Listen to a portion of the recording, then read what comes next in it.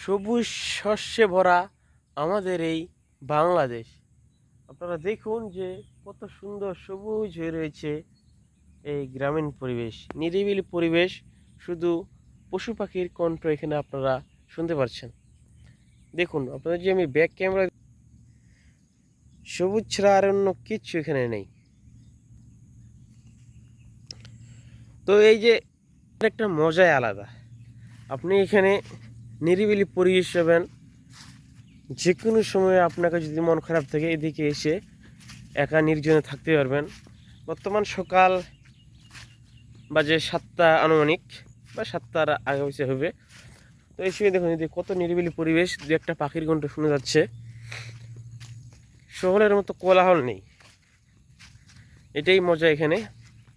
তবে কিছু অসুবিধা রয়েছে গ্রামে, যে প্রয়োজনীয় জিনিসপত্র সহজে পাওয়া যায় না, যেগুলো